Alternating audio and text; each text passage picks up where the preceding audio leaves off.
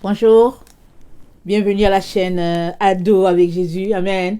Aujourd'hui, je viens parler, nous sommes le 24 octobre 2020. Alors aujourd'hui, je viens parler de la crainte de l'Éternel. Amen. Est-ce qu'il y a crainte de l'Éternel dans ta vie? Amen. Et tu peux déjà te demander qui est l'Éternel. L'Éternel, c'est le Dieu créateur. C'est celui qui nous a créés. Il a créé la végétation, il a créé les luminaires, il a créé les astres, il a tout créé. Et il nous a créés aussi à son image. Amen.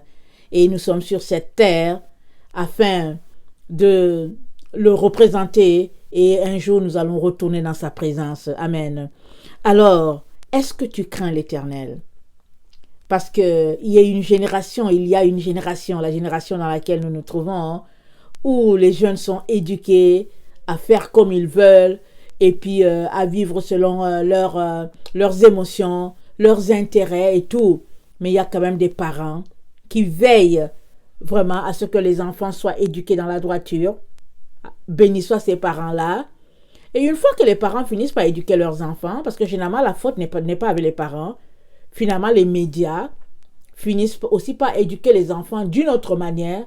Et c'est finalement un phénomène de société, un phénomène mondial. Amen. Et souvent même, pour nos parents, nous éduquons nos enfants, nous allons dormir et les enfants continuent de rester sur les réseaux sociaux, sur leurs tablettes, leurs cellulaires.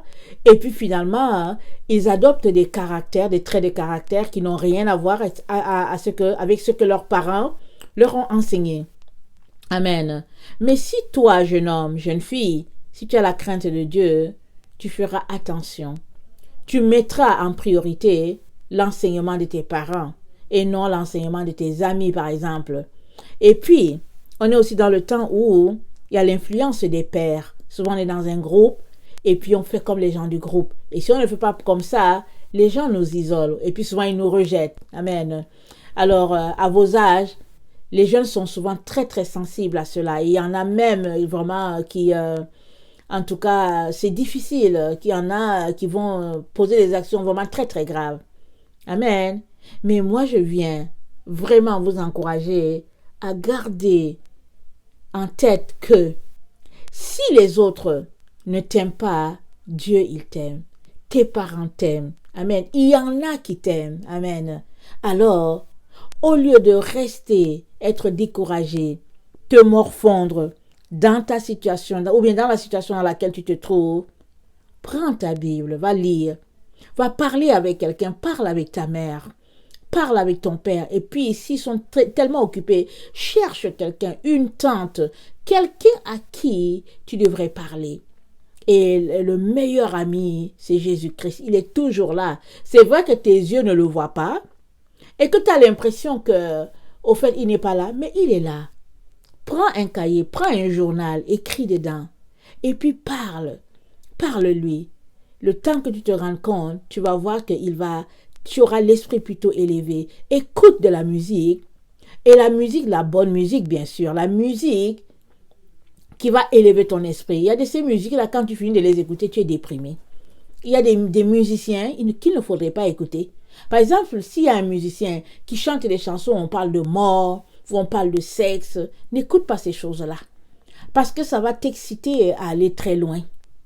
Mais écoute des chansons qui parlent d'amour, de gloire, de bonté.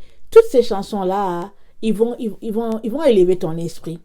Des chansons qui parlent de la grandeur de Dieu, des chansons qui parlent qu'il y a quelqu'un qui est là, qui voit et qui sait tout ce que tu vis. Ces chansons-là, ça va élever ton esprit. Amen. Et le fait que dans ta vie, tu crains Dieu, ou bien que tu respectes ce Dieu, ça va te donner de ne pas poser des actions qui peuvent être très regrettables après. Amen. Alors, dans le Proverbe 1, le verset 7 à 9 dit « La crainte de l'Éternel est le commencement de la science.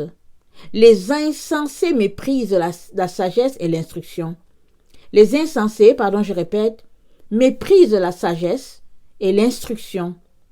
Écoute, mon fils, l'instruction de ton père et ne rejette pas l'enseignement de ta mère, car c'est une couronne de grâce sur ta tête, c'est une parure sur ton cou.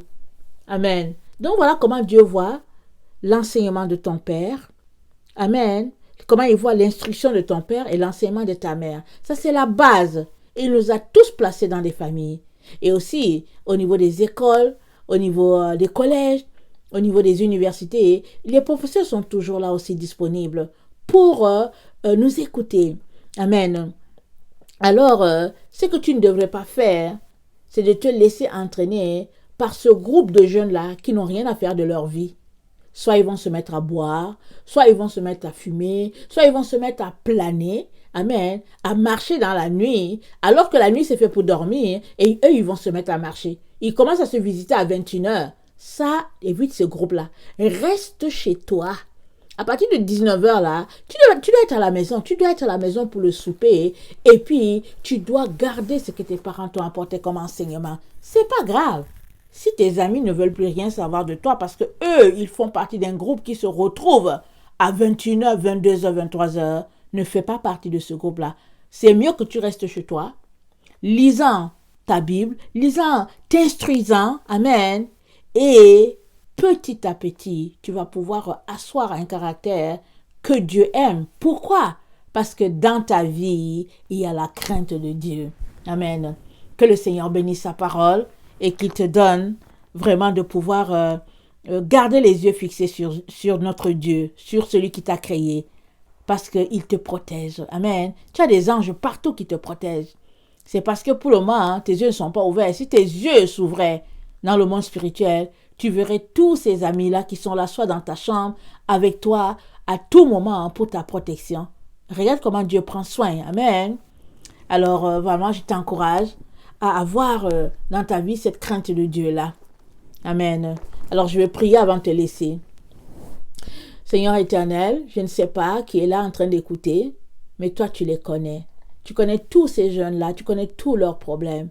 Je prie que tu puisses les toucher au plus profond et que tu puisses créer dans leur vie la crainte de Dieu. Tu puisses les aider à cultiver cela.